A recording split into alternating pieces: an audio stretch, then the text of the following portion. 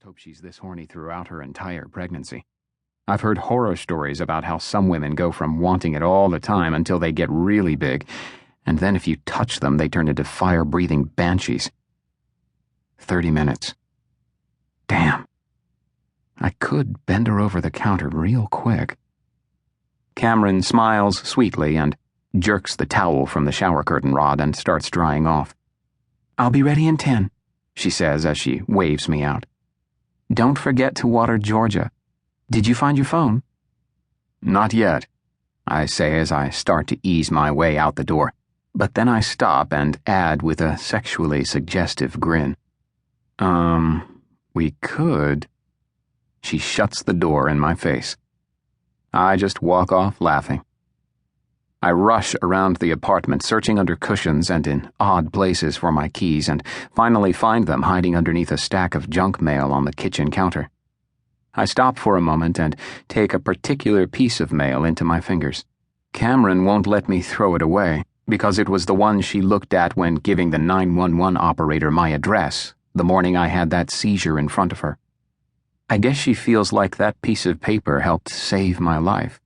But really what it did was help her eventually understand what was going on with me. The seizure was harmless. I've had several. Hell, I had one when we were staying in the hotel in New Orleans before we started sharing a room. When I finally told her about that later, needless to say, she was not happy with me. She worries all the time that the tumor will come back. I think she worries about it more than I do. If it does, it does. We'll get through it together. We'll always get through everything together. "Time to go, babe," I yell from the living room. She comes out of our room dressed in a rather tight pair of jeans and an equally tight t-shirt. And heels. Really? Heels? "You're going to squeeze her little head in those jeans," I say. "No, I'm not going to squeeze her or his head," she counters as she grabs her purse from the couch and shoulders it. "You're so sure of yourself, but we'll see." She takes my hand and I walk her out the door, flipping the lock on the knob before I close it hard behind us. "I know it's a girl," I say confidently. "Care to wager?" She looks over at me and grins. We step out into the mild November air and I open the car door for her, gesturing inside with my palm up. "What kind of bet?" I ask. "You know I'm all for betting." Camryn slides onto the seat, and I jog around to my side and get in. Resting my wrists on the top of the steering wheel, I look over at her and wait. She smiles and chews gently on the inside of her bottom lip in thought for a moment. Her long blonde hair tumbles down over both shoulders, and her blue eyes shine with excitement. "You're the one who seems so sure," she finally says. "So, you name the bet, and I'll either agree to it or I won't." She stops abruptly and points her finger sternly at me. "But nothing sexual.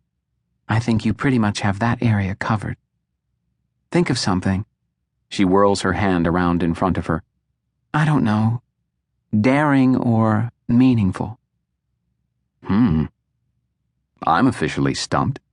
I slide the key in the ignition, but pause before turning it. "Okay. If it's a girl, then I get to name her," I say with a soft, proud smile. Her eyebrows twitch a little, and she turns her chin at an angle. "I don't like that bet.